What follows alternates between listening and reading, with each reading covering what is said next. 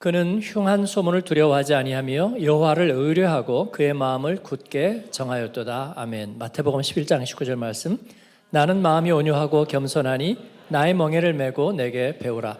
그리하면 너희 마음이 쉼을 얻으리니. 아멘. 오늘 말씀은 같이 한번 읽겠습니다. 마음을 굳게 하십시오. 이 말씀으로 여러분과 은혜를 나누려고 합니다. 첫 번째 제목은 경주자여 마음을 정하라. 마라톤 경주하는 사람들의 표정을 혹시 보셨나요? 그들의 표정이 어떻던가요? 육상 선수들이 이렇게 올림픽이나 이런 데 나와서 요즘은 워낙 미디어가 잘 되어 있기 때문에 선수들의 얼굴들 표정까지 다 볼 수 있습니다. 수영 대회 나온 사람들도 집중하기 위해서 이렇게 음악을 듣고 무심한 표정을 하기도 하지만 이 단거리나 이런 종목들은 금방 승부가 나기 때문에 그들도 역시 진지하지만 그 진지함의 결이 다릅니다. 마라톤은 조금 심하게 표현하면 사실은 생명을 걸고 하는 것입니다.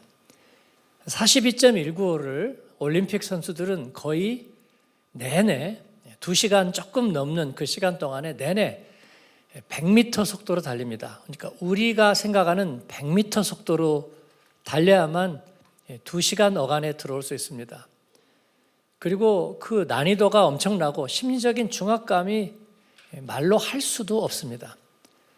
아마 일생에 올림픽에 몇 번을 그들이 그런 컨디션으로 나올 수 있을까요?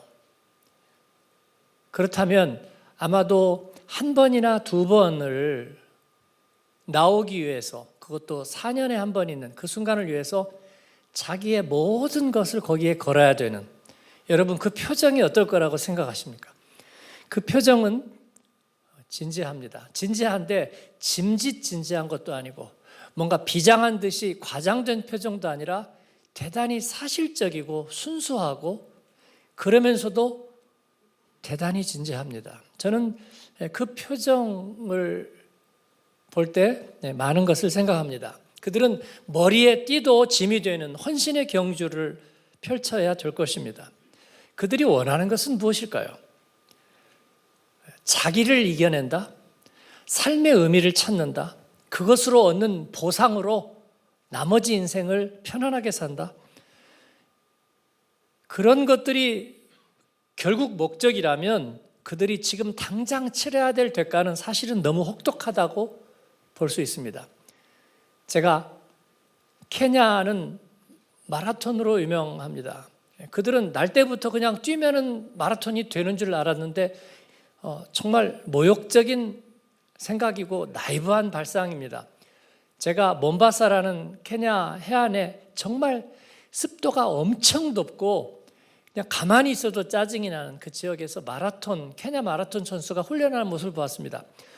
정말 제가 그대로 말씀드리면 트럭 타이어를 달고 땀복을 완전히 머리까지 쓰고 땀복을 입고 허리에다가 그 트럭 타이어 알죠? 큰 거. 그거를 고무줄로 매고 어필을 뛰어 올라가는 모습을 봤습니다. 그거는요, 내리막에서도 힘들어요. 그런데 트럭 타이어를 메고 땀복을 입고 그 습한 날씨에 마라톤을 하면은요, 체형이 마르기 때문에 거의 잔근육밖에 없는 지방 0% 그런 몸으로 그 타이어를 메고 올라가는 모습을 보기만 해도 힘들었습니다. 그런 대가를 치르고 그들이 나중에 먹고 살 수 있는 것, 아니면 고작 자기 자신을 이겨내기 위해서, 이건 너무나 사치스러운 목표이고요. 그들의 목표는 사실은 매우 구체적이고 소박합니다. 아마추어 마라톤 선수들에게 목적이 뭐냐고 묻는다면 하나입니다. 무사히 완주하는 것. 직업 선수들의 목적을 묻는다면 메달을 획득하는 것입니다. 너무나 소박하고 단순한 목적입니다. 대신에 마라톤은 스타디움 안에서 펼쳐지는 단거리 경주와는 달리 긴 과정입니다. 그렇기 때문에 일을 준비하는데 가장 우선적인 것은 무엇일까요? 저는 마라톤을 뛰어본 적이 없지만 자신 있게 얘기할 수 있습니다. 마음을 정하는 것입니다. 시작하기 전에 마음을 정하는 것입니다.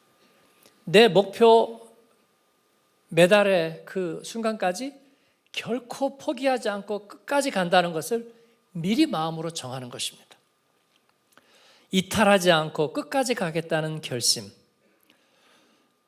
저희가 여러분에게 묻습니다. 이 마음을 정하는 것이 쉬울까요? 어려울까요? 쉽다? 어렵다? 쉽다? 쉽다? 어렵다? 쉽다? 쉽다? 어렵다? 어렵다. 네. 사실은 다들 어렵게 생각하죠. 쉽다고 말하는 분들은 이제 매번 큐티를 하는 사람들일 거라고 저는 생각합니다. 어렵다고 한 사람도 하죠, 물론.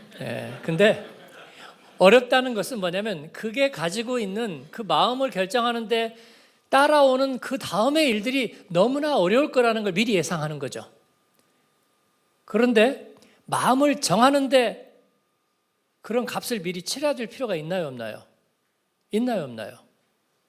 있나요, 없나요? 없어요. 없습니다. 그래서 예레미야는 자기가 말과 경주한다고 얘기하고 있어요. 여러분, 말과 경주하는 것이 가능해요? 불가능하죠. 결코 불가능합니다. 말과 경주할 수 없습니다. 말을 어떻게 이겨냅니까? 근데 말과 경주한다고 마음으로 정할 수 있나요, 없나요? 황당하지만 정할 수 있습니다. 정할 수 있습니다. 비용도 들지 않고 대가도 들지 않아요. 그런데 그게 중요하단 말이에요. 그런데 사람들은 대부분 그렇게 하지 못합니다. 왜냐하면 그게 가져오는 중압감을 이겨내지 못해서 그래요. 그러나 그 중압감을 이길 수만 있다면 우리는 마음으로 정할 수 있는데, 마음으로 정할 수 있다면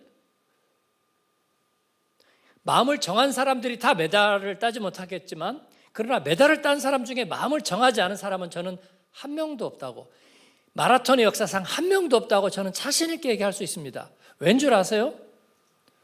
왜냐하면 인생은 마라톤이기 때문입니다. 우리가 믿음을 가지고 불신앙의 세상 속에서 인생의 길을 간다는 것은 분명히 마라톤이기 때문에 우리가 이 마음을 정하지 않는다면 가다 보니까 그냥 됐다고요.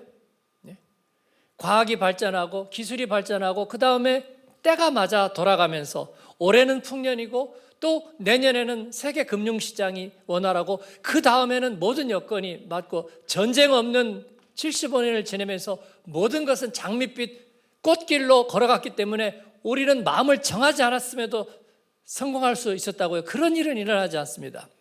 어떤 훌륭한 리더가 한 시대를, 한 지역을 잘 이끌었는데 그가 마음을 정함이 없이 그냥 여건이 따라주다 보니까 뭐 제가 한 거 있나요? 다 사람들이 도와줘서 어떻게 하다 보니까 어느 지구 한쪽에서 누가 나비가 팔락거렸겠죠. 그래서 그 나비 효과가 돌다가 이런 일을 낳았겠죠. 여러분, 시장에서 부침개 장사를 하는 사람도 그런 얘기는 할 수 없습니다. 오늘 몸이 아프고 쑤시고 되게 어려움이 많지만 그래도 일어나서 가야지, 마음을 정하는 것입니다. 잠을 안 자도 몸이 너무 날아갈 듯해서 새벽기도 가는 사람을 보셨나요? 언제나 허리가 굽어 계시던 우리 어머니도 그러나 잠을 자는 동 마는 동 그러나 새벽에는 가서 기도해야지, 그리고 나섰던 것을 기억합니다. 이것이 마음을 정한다는 일입니다. 왜 마음을 정해야 할까요?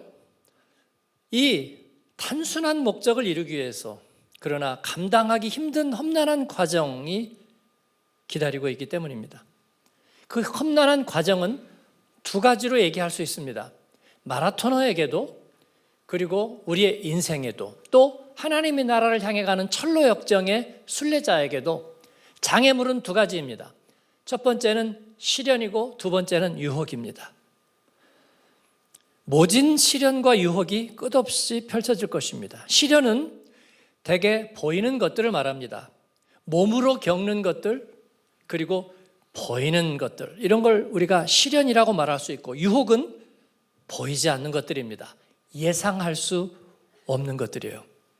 모든 마음의 소리가 일제히 터져 나올 것입니다. 우리 그리스도인은 경주하는 인생이에요. 왜냐하면 달린다는 의미입니다. 느리게 걸으면 좌우의 풍경에 시선이 뺏겨서 우리 쇼핑에 은사가 있는 자매님들은 달리지를 못해요. 쇼윈도 옆에 쇼윈도, 선물가게 옆에 선물가게 다 이렇게 순시를 해야 되기 때문이죠. 그래서 길을 갈 수는 없죠. 그런데 우리가 달리기 시작하면 앞이 보이기 시작합니다. 달리기 전에는 앞은 보이지 않아요. 좌우밖에는 안 보이죠. 달리기 시작하면 비로소 앞을 보기 시작하고, 달리기 시작할 때 우리는 비로소 시련을 느끼고 마주할 수 있습니다. 달리기 시작할 때 우리는 비로소 시련을 이길 힘을 내가 얻는다는 것을 느낍니다. 그런데 보이는 시련은 달리면 예상하고 대비할 수 있습니다. 그런데 보이지 않는 유혹은 그렇게 해서 이길 수가 없어요. 대비할 수가 없기 때문입니다. 언제 나타나는지 알 수도 없기 때문입니다. 그래서 우리는 보이지 않는 것을 가지고 있어야 합니다. 보이지 않는 하나님을 우리는 끊임없이 바라볼 수 있어야 합니다. 믿음은 보이지 않지만 그 믿음과 확신을 내가 분명하게 붙들고 있어야 합니다. 요한계시록 3장 11절에는 빌라델피아 교회를 향해서 성령께서 이렇게 말씀하십니다. 같이 한번 읽을까요? 내가 속히 오리니 내가 가진 것을 굳게 잡아 아무도 내 면류관을 빼앗지 못하게 하라. 아멘. 여러분, 이 면류관은 분명히 경주의 면류관입니다. 경주하고 상을 얻었을 때 받는 면류관인데 왜 이렇게 얘기할까요? 승리의 면류관, 아직 끝나지도 않았습니다. 그랬는데 면류관을 빼앗지 못하게 하라 하는 이야기는 사실은 이 면류관도 보이지 않는 목표이기 때문에 그렇습니다. 그렇죠? 단거리는 10초면 끝나잖아요. 그러니까 거의 보여요. 그런데 이 마라톤은 보이지 않습니다. 그 사이에 무슨 일이 일어날지 모릅니다. 보이지 않는 면류관. 그래서 마음을 굳게 정함으로 면류관을 빼앗기지 말라고 하는 것입니다. 여러분, 2025년에 저와 여러분의 삶에 어떤 일들이 기다리고 있을지, 우리 인생의 길에 어떤 일이 있을지 모릅니다. 사망의 음침한 골짜기도, 절망의 늪도, 고난의 산도, 그리고 허영의 시장도 지나갈 것이지만 우리가 지금 보이지 않는 하나님 앞에 나의 믿음의 확신을 가지고 내가 분명하게 마음을 정하지 않는다면 우리는 끝까지 완주하지 못할 것입니다. 빌라델피아 교회를 향해서 우리 예수님은 그렇게 부탁하고 있는 거예요. 이기는 자는 상을 얻으리라. 내가 너희를 성전 기둥으로 삼고 거기에 너의 이름을 새겨놓으리라고 말씀하십니다. 왜 마음을 정하는 것이 필요할까요? 그것은 마지막까지 포기하지 않고 달릴 수 있는 유일한 대답이기 때문에 그렇습니다. 시편 57편에서 다윗은 이렇게 노래했어요. 우리가 좋아하는 구절이죠. 같이 읽겠습니다. 하나님이여 내 마음이 확정되었고 내 마음이 확정되었사오니 내가 노래하고 내가 찬송하리이다. 비파야 수금아 깰지어다. 내가 새벽을 깨우리로다. 저는 이 말씀을 참 좋아합니다. 전에는 그냥 이 표현이 그냥 좋다 생각했는데, 새벽을 깨운다는 말이 좋았는데 이제는 그 의미를 알겠습니다. 마음이 확정되고 확정되었다는 것. 다니엘이 마음을 정했다는 것이 무슨 의미인지, 여호수아가 나와 내 집은 하나님을 섬기겠다고 마음을 미리 정한 것이 무엇인지. 아, 교인들은 큰 소리를 치는 걸 좋아하는구나. 아니야, 나는 결론을 보여주고 나서 얘기할 거야. 그렇지 않습니다. 마음을 정함으로부터 레이스는 거의 결정되기 마련입니다. 저는 이런 마음으로 마라톤이나 이런 게 있을 때마다 이렇게 사람들을 보는 걸 좋아합니다. 저 사람은 끝까지 달리려고 마음을 정했을까? 아니면 상황 보고일까? 그러면 금방 구별이 됩니다. 믿음의 사람들도 역시 마찬가지. 저 사람은 주님을 배신하지 않을까? 끝까지 믿음을 지켜낼까? 아니면 끊임없이 헤어질 결심을 하면서 원망할 구실만을 찾고 있는 사람들일까? 저는 구별된다고 생각합니다. 주님 앞에 아버지여, 아버지여, 내 마음이 흔들리지 않게, 내 마음이 변치 않게 하여 주옵소서. 왜냐하면 우리의 마음은 정하는 것이 그렇게 쉬운 것처럼, 그런데도 우리가 정하지 못하는 이유는 예레미야 17장 9절에 있는 것처럼 같이 읽습니다. 만물보다 거짓되고 심히 부패한 것은 마음이라 누가 능히 이를 알리오마는. 만물보다 거짓되고 심히 부패한 것이 마음이기 때문입니다. 그래서 예수님께서는 우리에게 그 마음을 대신 우리에게 대여해 주시겠다, 보증해 주시겠다 하시는 것입니다. 명의를 빌려주시겠다 하시는 것입니다. 여러분, 죄를 짓고 욕망과 그리고 불의를 위해서 우리의 마음을 드릴 때도 마음을 정해야 합니다. 그런데 우리가 마음을 그것도 잘 못 정해요. 왜냐하면 뒷감당을 하기가 두렵기 때문이고 그 은밀함에 대해서 자기가 드러나는 것을 두려워하기 때문이에요. 그래서 죄는요, 명의를 빌려줍니다. 명의를 빌려줘요.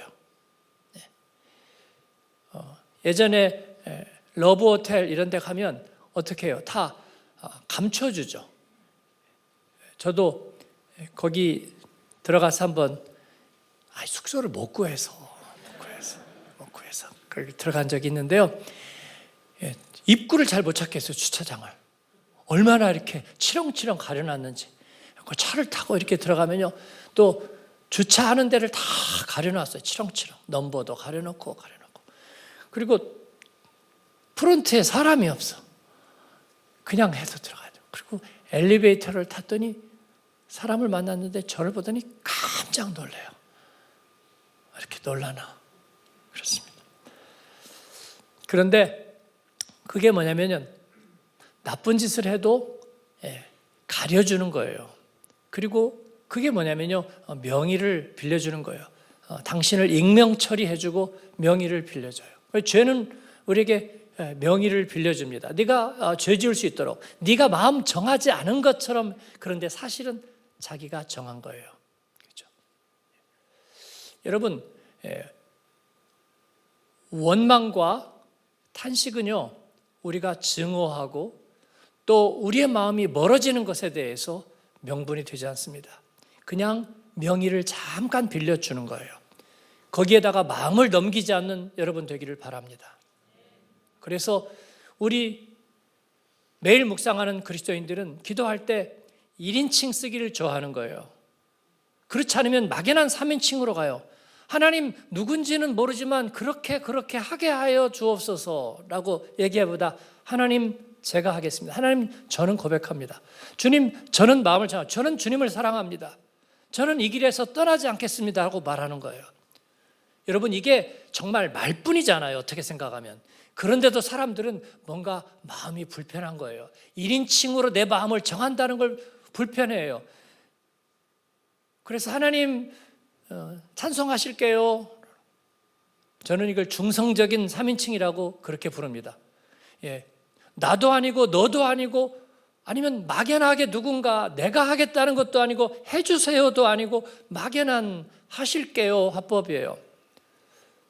한국어에 이것이 많아지는 것은 굉장히 조심스럽고 친절해지기도 하는 거지만, 그러나 분명한 책임과 마음을 정하는 일이 없는 그런 어법으로 변질되어 가는 거라고 저는 생각해요. 물론 저만의 생각입니다. 우리는 그렇게 하지 않은 거죠. 그리스도인은 마음을 정합니다. 하나님, 오늘 나는 마음을 정합니다. 올해는 주님과 함께 경주할 겁니다. 그리고 하나님 앞에 마음을 정한 것은 해로워도 돌이키지 않을 겁니다. 저의 이름입니다 라고 정하는 여러분 되시기를 바랍니다. 오늘 은혜 받으면 생각해 보겠습니다. 그런 것은 마음을 정하는 일이 아닙니다. 올해는 술 안 먹기로 했으면 내가 마음을 정한 겁니다, 여러분. 아멘입니까? 조금씩 줄이려고 노력을 서서히 해보겠습니다. 그건 누가 하는 겁니까? 누가 와서 해주는 겁니까? 하나님 앞에 우리가 그렇게 정하는 것입니다. 그러기 위해서 주님은 명의를 빌려주십니다. 나의 멍에를 메고 내게 배우라. 내 마음은 온유하고 겸손하니. 그래서 어미소가 새끼 송아지에게 자기 멍에를 같이 씌워주고 내가 가는 길을 내가 쉽고 편안하게 하리라. 그 마음의 명의를 빌려주는 것입니다. 너희 안에 이 마음을 품으라. 곧 그리스도의 예수의 마음이니. 그렇습니다. 여러분, 그러니까 예수님의 명의를 빌리십시오. 그 대신에 대답은 1인칭으로 하십시오. 우리 목사님이 자꾸 그렇게 얘기하니까 그거 말고요. 기도 열심히 하는 우리 아내 덕분에가 아니고 내가 하나님 앞에 올해는 그렇게 하겠습니다. 나는 말과 함께 달려나갈 겁니다. 나는 마지막에 면류관을 빼앗기지 않을 겁니다. 그렇게 하나님 앞에 마음을 정하는 여러분 되기를 축원합니다. 이것은 벅찬 경주의 시작입니다. 승리의 보증서입니다.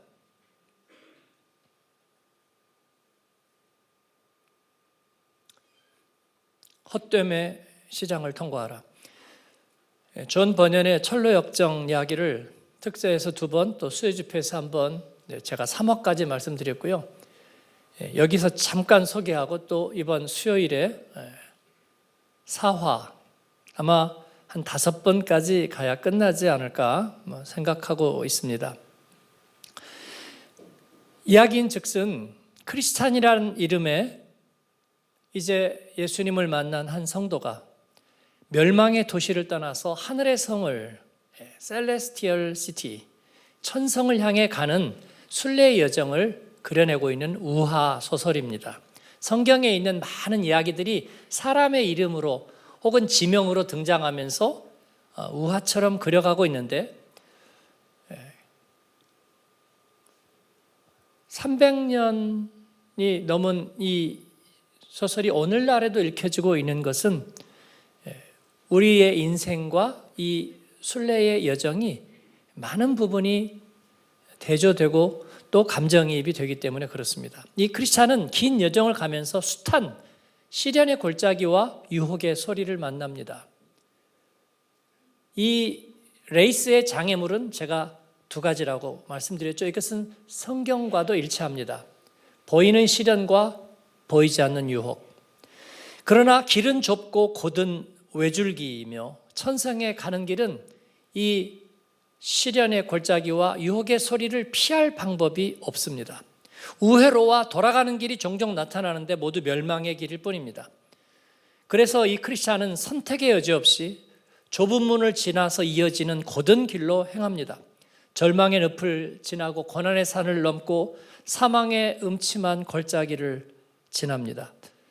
그 과정에서 돌아가라는 숱한 유혹의 소리를 듣고 그런 반면교사들, 가다가 원망하고 비웃고 비아냥되고 그리고 포기를 선언하고 돌아가는 수많은 사람들을 만납니다.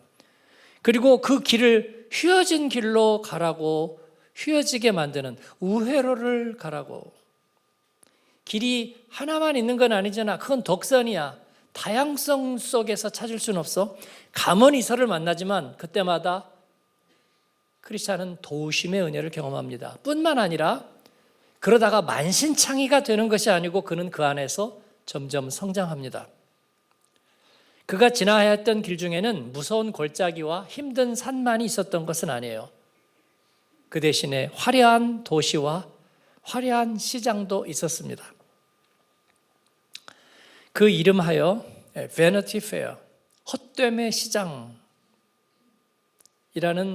그 도시가 있었는데 이 도시의 시장은 1년 내내 열리는 상설 시장이었죠. 여러분 상설 좋아하시죠?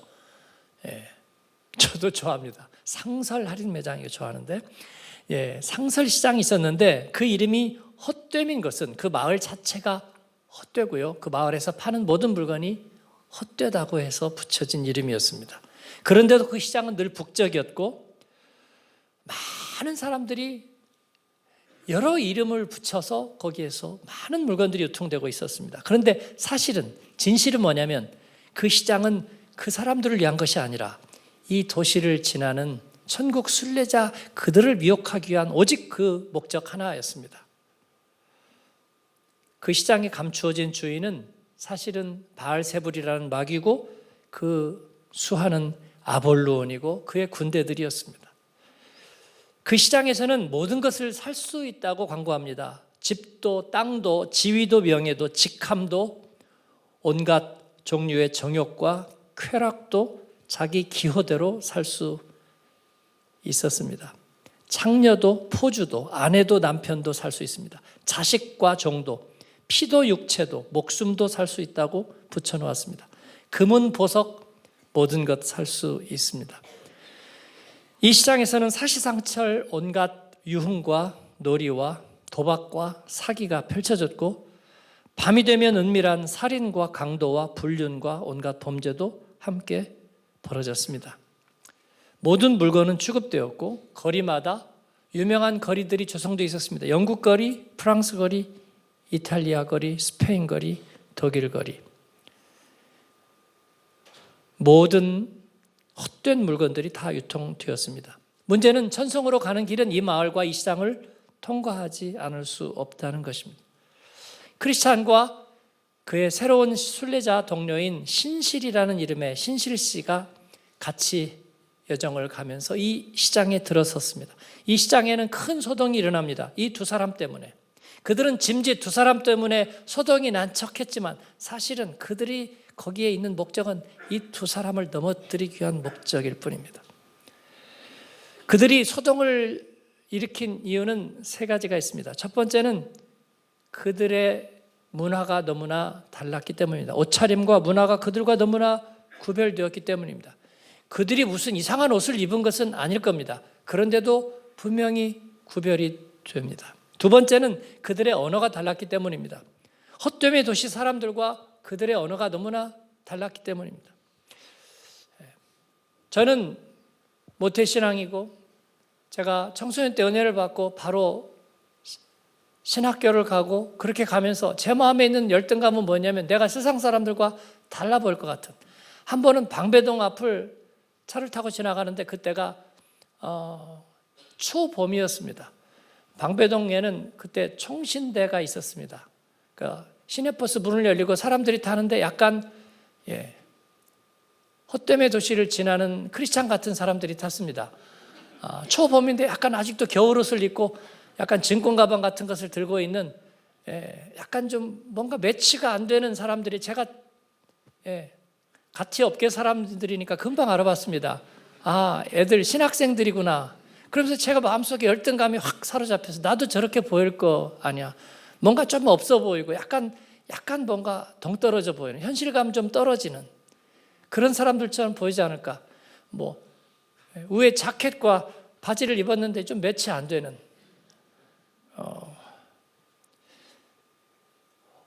언어도 그들에게는 뭔가 특별한 제가 한동안 노력했던 것은 뭐냐면 이 세상에서 뒤지지 않는 그렇지 않은 사람이라는 것을 입증하기 위해서 그런 지식, 그런 언어, 그런 표현, 그런 열등감의 표현이죠. 크리스찬과 신실은 그러한 저에 비하면 한참 성숙하고 성장해 있습니다. 그런데 그들은 그것 때문에 분노한 것입니다.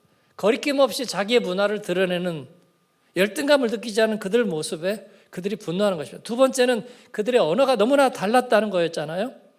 그렇습니다. 우리는 복음의 언어를 장착하자고 말씀드리고 있습니다.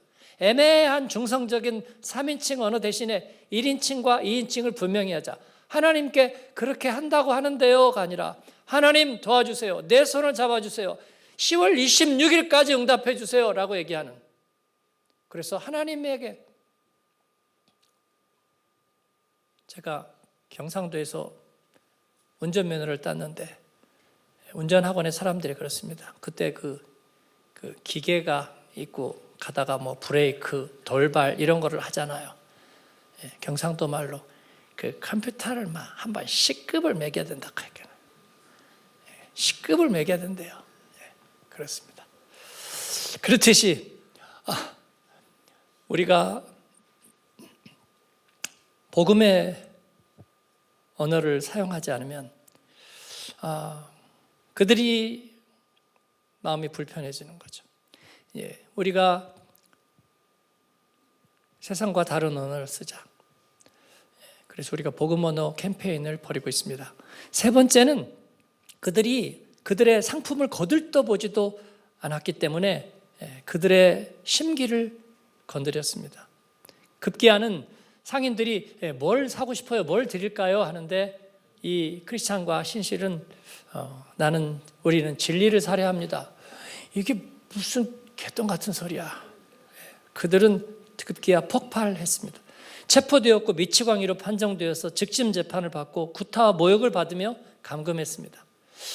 그들은 뭔가 비정상에 분노하는 것 같지만 사실은 속내를 뒤집어보면 그들은 다 알고 있습니다. 그들은 다 알고 있습니다. 그들을 실족하고 그들이 그리스도의 신앙에서 우리가 헛거비를 본 거 아닐까? 이 사람들이 정상이고 우리가 비정상이 아닐까? 라는 생각을 하게 만드는 것이 그들의 목적인 것입니다. 그래서 우리가 배교를 하고 그래, 내가 잠시 정신이 나갔던 것 같아. 보이는 현실이 전부고 조금 지나면 우리는 다시 물과 단백질로 분해되어서 흙으로 돌아갈 뿐이야. 신앙은 결국은 판타지였어 라는 얘기를 듣고 싶은 것이죠. 사실은 그들을 그러기 위해서 분장을 하고 있는 것입니다.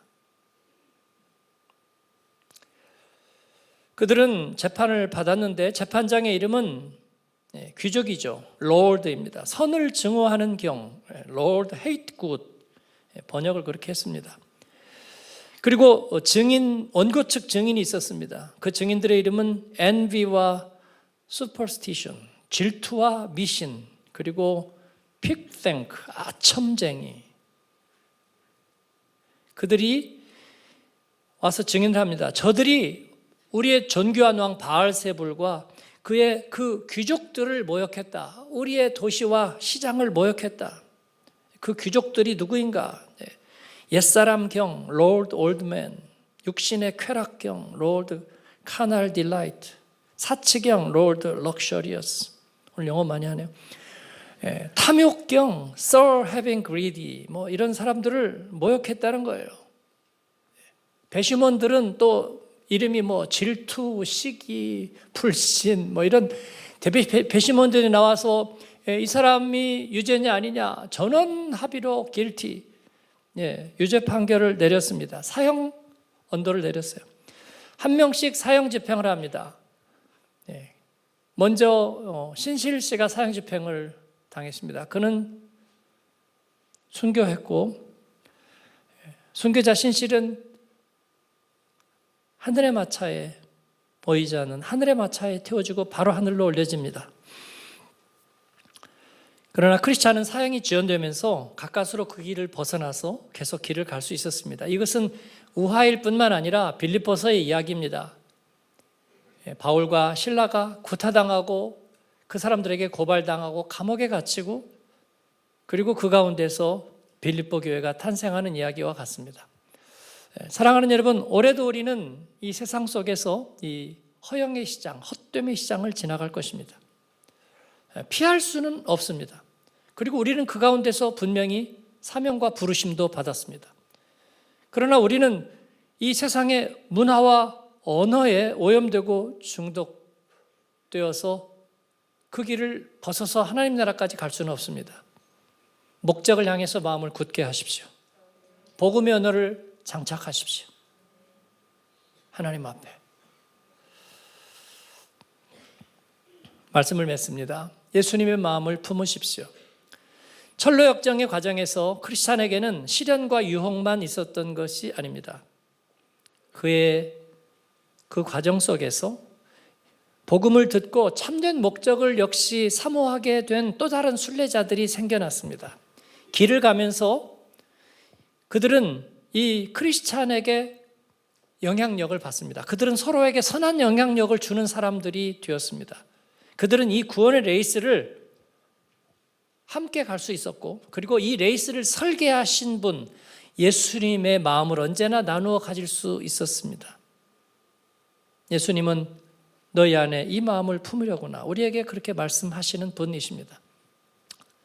신년 들어서 제가 여러분들을 축복하고 또 이제 개업하는 분들이 있고 또 저에게 안수를 받는 분들이 있고 그중에는 우리 이 땅에서 사업을 하는 실업인들도 많이 있습니다. 제가 그렇게 얘기했습니다. 경기가 안 좋고 또 여러 가지 어려움이 생기면 영적으로도 좀 흔들리는 것 같습니다. 제 마음에 확신은 있지만 제가 그렇게 얘기했습니다. 당신은 이미 모델입니다. 인정하든 인정하지 않든 모델입니다. 내가 한번 예를 들어볼까요? 당신이 처음 와서 나하고 기도할 때, 우리 와서 예배 드릴 때, 양육을 받을 때, 간증을 할 때, 처음 섬길 때, 제가 요즘 기억력이 많이 나빠졌지만 그거 하나도 잊어버리지 않고 다 기억하고 있는 거요? 그렇습니다. 여러분이 제자반을 할 때, 사역반을 할 때, 섬길 때 여러분 제가 하나하나 다 기억하고 있는 거요. 처음 신방하고 있을 때 다 기억나는 거요. 그리고 세월이 가고 있습니다. 당신은 어느새 그 사이에 영향력 있는 모델이 되었습니다. 왜냐하면 당신은 순례자의 길을 가고 있기 때문입니다. 어려우면 버티십시오. 그것도 모델입니다. 그리고 하나님께서 성공하게 하시거든 누리십시오. 그건 보장된 것인데 그러나 거기에서 멈춰버리면 헛되의 시장에 빠져버릴 겁니다. 그러니까 흘려보내십시오. 흘려보내시라고요. 누리고. 당신이 좋은 구두와 좋은 신발을 신고 있는 우리는 비난하지 않습니다.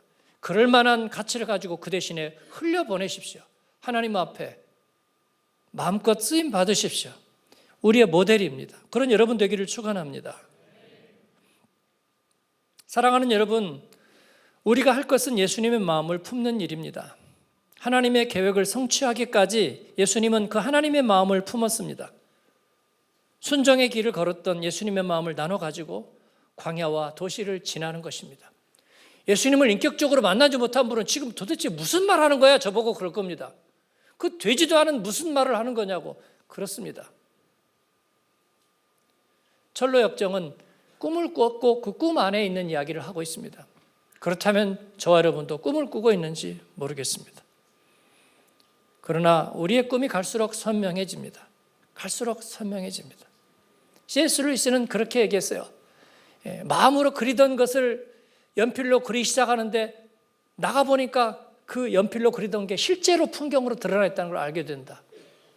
그렇습니다. 아이들이 흥얼거리는 멜로디가 음도 약간 떨어지고 그러나 풀 오케스트라와 그리고 정상급 합창단이 완전음으로 그것을 하모나이즈 해냅니다. 그렇습니다. 우리는 그 천성의 결론을 꿈꿉니다. 인생을 이만큼 살았지만 그 주님의 복음만큼 진실하고 절실하고 그리고 이를 달리는 마라토너만큼 깨어있고 진지한 표정을 저는 보지 못했습니다. 예수님 닮은 좋은 종반자들을 우리에게 예비하셨습니다. 제가 우리 집사님들에게 당신이 모델입니다 얘기할 때 그분들이 얘기한 건 한마음교회 때문인 것 같습니다. 정말 믿음에서도 진실하고 세상에서도 정말 열심히 좋은 열매를 맺는 그런 분들이 있다는 것을 보고 처음에 놀랐고 그런 분들을 계속 보고 있는 것이 나에게도 그런 길을 가게 하는 힘인 것 같습니다. 그렇습니다. 마음을 정했다면 우리는 달리게 될 것이고 그리고 골짜기는 지나고 유혹의 소리는 이겨낼 겁니다. 소문과 신기루에 마음을 두지 않고 살게 될 겁니다. 그런 사이에 어느덧 우리는 호도원의 큰 바위 얼굴이 아니라 우리는 복음의 모델이 되고 영향력을 갖게 될 것입니다. 마음을 품으십시오. 정하십시오. 굳게 하십시오. 여러분을 축복합니다. 아멘. 기도하겠습니다. 마음을 정하여야 할 것이 무엇인지 여러분 떠올리십시오. 주님 앞에 1인칭만 해도 모든 것은 주님이 기뻐 받으시는 일이 됩니다. 주님, 나는 마음을 정합니다. 나는 변치 않겠습니다. 주님, 나는 돌아서지 않겠습니다. 나는 유혹의 소리에 귀 기울이지 않고 나는 주님의 음성에 귀 기울이겠습니다. 나는 순종하겠습니다. 나는 예배의 길에서 떠나지 않겠습니다. 나는 하나님의 주권을 인정합니다. 그렇게 고백하고 같이 기도했으면 좋겠어요. 우리 주여 한번 부르고 기도합니다. 주여.